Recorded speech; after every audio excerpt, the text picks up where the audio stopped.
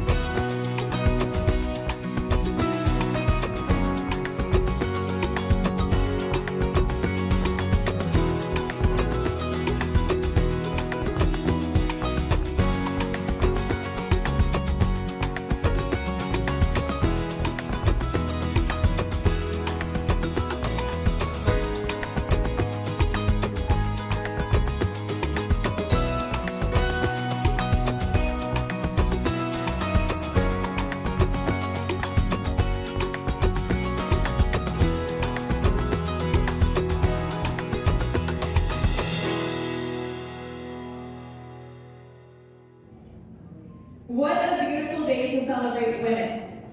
We would like to welcome you all to A.R.S. Toronto Roubina chapter's 16th annual International Women's Day celebration.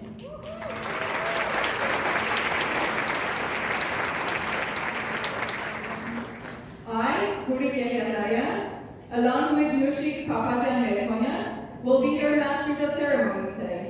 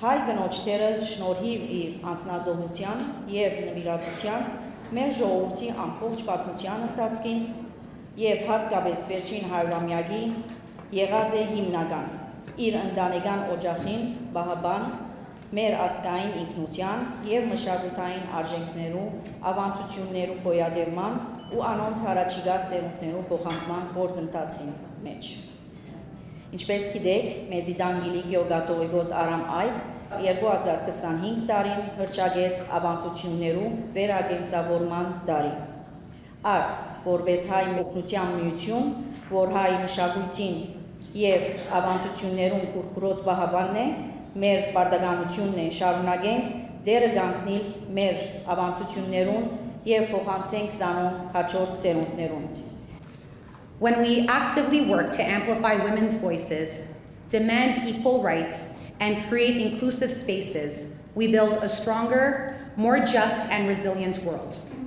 There is power in collective, action, whether it's advocating for policy change, supporting women-led initiatives, or mentoring the next generation.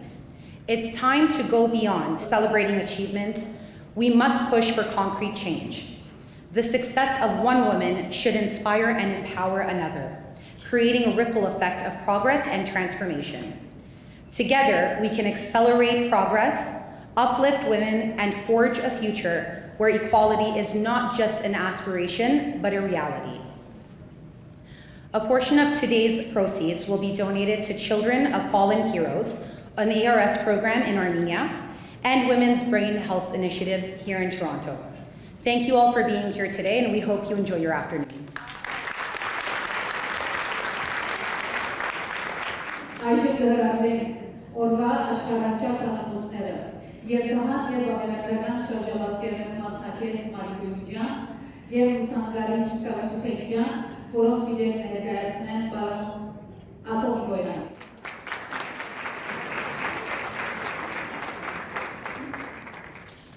Who's observing our lives in these days as we are facing such a moment of existential crisis? It was painful to see these images of A.R.S, wasn't it? We are in the presence today of two such extraordinary artists. I'm very happy to introduce them because I've actually written introductions to both of their works. In my introduction to Sckhaութ Թիւֆէնքճեան's wonderful book, There Is Only the Earth, yes, a really beautiful title, I wrote 10 years ago about Sckhaութ. The hidden narrative of any diaspora is the question of what might have been. Sckhaût's great accomplishment is to gather our mysterious nation together through an act of observation, selection, and presentation. Many of these words could as easily be used to introduce the work of the wonderful composer and my friend, Mėrī Gույumճeaan. Mary has recently observed one of my works, the feature film Adoration, and filtered it through her brilliant imagination, where it was presented in her richly textured and beautifully reimagined opera presented in Los Angeles just a couple of weeks ago, after it was presented in New York last year.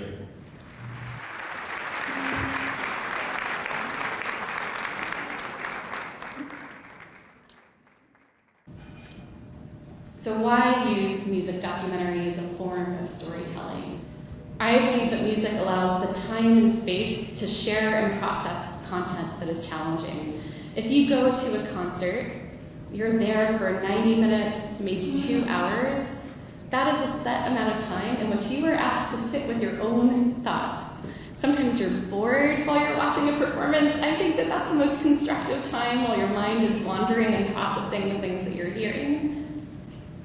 Documentary recordings also allow the audience member to feel that the narrator is speaking naturally and intimately, offering human-to-human connections and fostering empathy between listener and speaker. So I could interview someone who is talking about their displacement from A.R.S, and I could take those words and I can ask a singer to sing them in a beautiful piece of music. That's one approach. But for me, it's more important for you to hear those words in the concert setting from the person who actually experienced them. I think that creates a stronger line of empathy between them and hopefully you. I believe that this empathy is essential in fostering a community that is more open-minded and likely to act.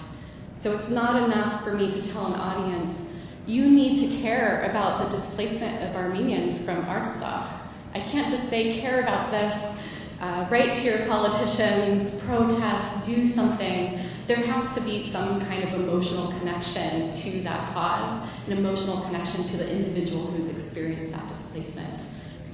While I think that beautiful music does serve its purpose, I also think that safely exploring things that are difficult, that sound a little ugly, that sound just uncomfortable, allow us to process very difficult things.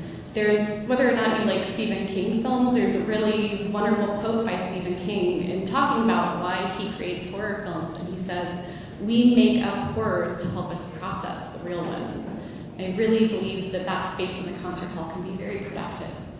the question that I have for you is, Scout is a journalist, but she is also an incredibly empathetic person who feels as we all do and isn't detached from what she is documenting. And I wanted to ask you, in moments of that, in moments of extreme crisis where you have that kind of personal connection, how do you balance your engagement with the community, what you choose to document, the stories that you're choosing to tell?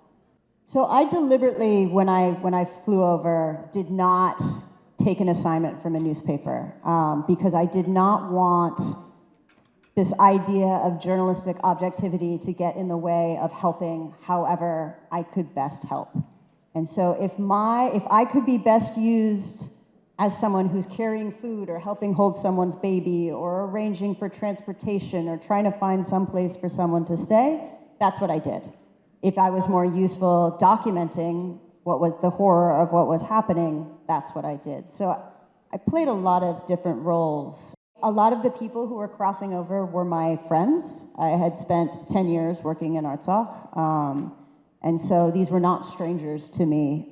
I was very careful to approach people before photographing them. People who are in these situations, a lot of times you will see photographers treating them like they're elements in their frame. You know, they're not people. They don't have their own lives. And they're caught there. I mean, if you're waiting in line to register at a refugee center, you're not going to get out of line because some jerk is taking your picture, but you might not want your picture taken. You're not going to leave your family when your child has just fallen asleep to avoid this photographer. When people are in a situation they cannot leave, it is incredibly important for us to make sure that we don't just have, that they don't just not mind that they are actively consenting to being documented. And I think being Armenian and having spent so much time in Artsakh made a huge difference. People were, oh, you're Armenian. Oh, you're one of us. You understand why we need to document this. There was a real sense, because the Artsakhi's grew up hearing about the genocide too. They all heard stories from their grandparents. You know, they grew up with the same stories we did, and so they knew that they were caught up in this same situation. It wasn't just us from the outside saying, oh my gosh, it's happening again. The Artsakhi's knew it was happening again. And so for them, a lot of people wanted, especially other Armenians, to be telling our story, to be making sure that 100 years from now, or 10 years from now, or a year from now, people couldn't say, this never happened, or there's two sides to this, and so people were very welcoming. They understood the importance of it.